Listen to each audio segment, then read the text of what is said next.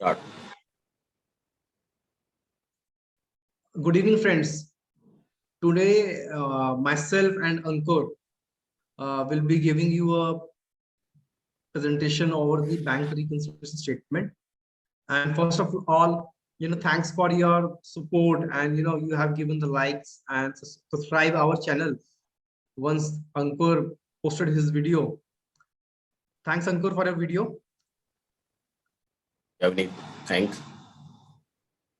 Okay so आज ना आपके लिए एक बड़ा बेसिक कंसेप्ट लेके आए हैं हम, बैंक रिकंसिलिएशन स्टेटमेंट, जिसे बीआरएस बोलते हैं। होता क्या है ये?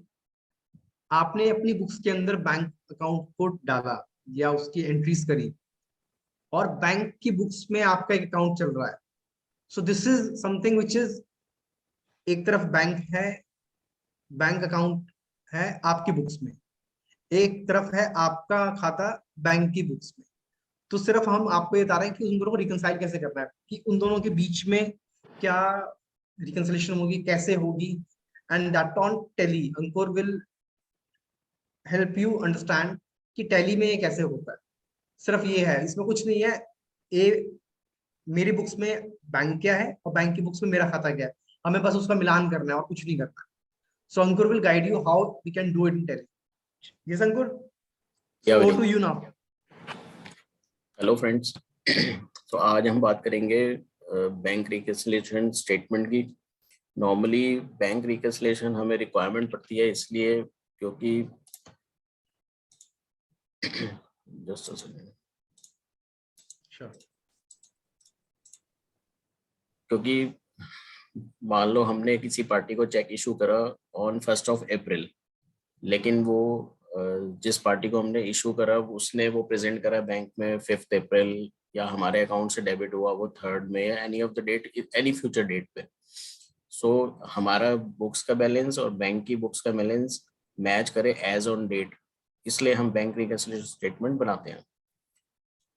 सो हम अगर बेसिक की बात करेंगे इसमें, जिससे कि आपके लिए इजी रहे। नॉर्मली बैंक रिकंसिलिएशन स्टेटमेंट बहुत कंफ्यूजिंग हो जाता है, कई बार अकाउंटेंट को नहीं पता होता, वो जो वाउचर डेट को ही बैंक डेट पे लेके बुक्स को मेंटेन कर देता है, लेकिन वो सही तरीका नहीं होता।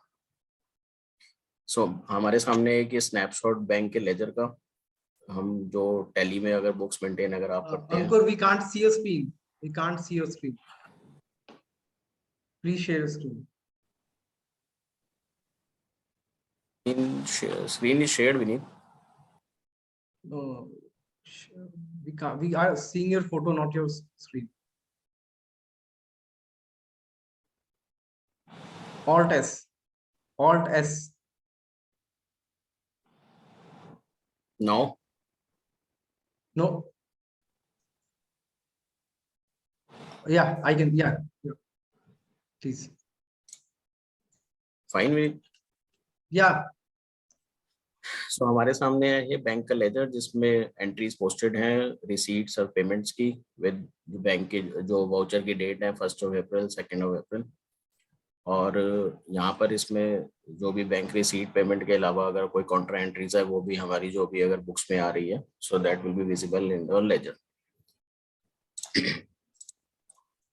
नेक्स्ट हम रिकंसाइल करने के लिए करेंगे, हम बैंक लेजर ओपन किया, देन वी विल क्लिक इधर F5, या फिर ये रिकंसाइल का टैब है राइट साइड में, हम इस पे क्लिक करेंगे।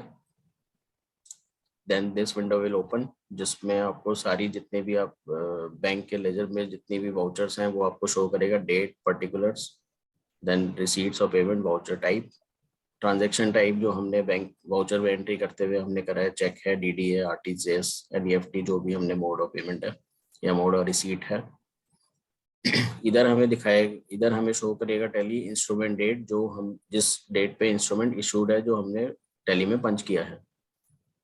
नाउ रिकंसिलिएशन के लिए हम यहाँ पर जो बैंक डेट है उसमें जो भी हमारी डेट इन दी बैंक स्टेटमेंट आ रही है, लाइक हमने जैसे शाम को हमने पेमेंट करी 1 लाख की, सो हमने उसको इंस्ट्रूमेंट इशू कर दिया 1 अप्रैल का, लेकिन वो हमारे बैंक से डेबिट हुआ फॉर सपोज 3 अप्रैल या 4 अप्रैल या जो भी XYZ डेट पे, सो वो डेट हम यहाँ पे एंटर करेंगे। देन जो हमारी balance as per bank statement है, that will be reflected in our books also. इसमें मैं आपको एग्जांपल दिखा देता हूँ कैसे होगा। जस्ट लाइक दिस, हमने यहाँ पे 1 अप्रैल वाला जो वाउचर है शाम को पेमेंट करी थी, उसके हमने हमारा वो क्लियर हुआ फॉर सपोज चेक 2 अप्रैल को। सो हम ये बैंक डेट हम एंटर करेंगे 2 अप्रैल। देन जो हमारा ये बैलेंस है, balance as per bank, this will be getting updated as soon as we enter. जैसे ही हम बैंक डेट एंटर करेंगे ये बैलेंस आपको अपडेट होता रहेगा। सो अगर हमारी बुक्स में बैलेंस आ रहा है जो हमारे वाउचर एंट्री है 149, लेकिन हमारी बैंक स्टेटमेंट में अगर हम चेक करें तो हमारा अगर बैंक स्टेटमेंट बैलेंस 1 लाख है, so that will be reconciled with our books as soon as we enter the bank date here. Just like this amount shown below will be the balance as per bank statement, which will keep on changing as we enter bank date against each voucher. So as soon as we complete this entering the dates, bank dates against each voucher, so हमारा balance as per bank update होता रहेगा। And as on date अगर हम किसी भी date पे हम balance in our books, balance as per bank statement in our books हम देखना चाहें तो कट ऑफ डेट पे दैट विल बी विजिबल कि बैलेंस एज पर बैंक हमारा ये है। सो नॉर्मली होता क्या है, बैंक रिकंसिलिएशन कॉम्प्लेक्स बना दिया जाता है, जबकि वो इतना कॉम्प्लेक्स टास्क है नहीं। अगर हम मतलब स्ट्रेट फॉरवर्ड है, ऐसे वो इतनी कॉम्प्लेक्सिटीज इसमें है नहीं। एंड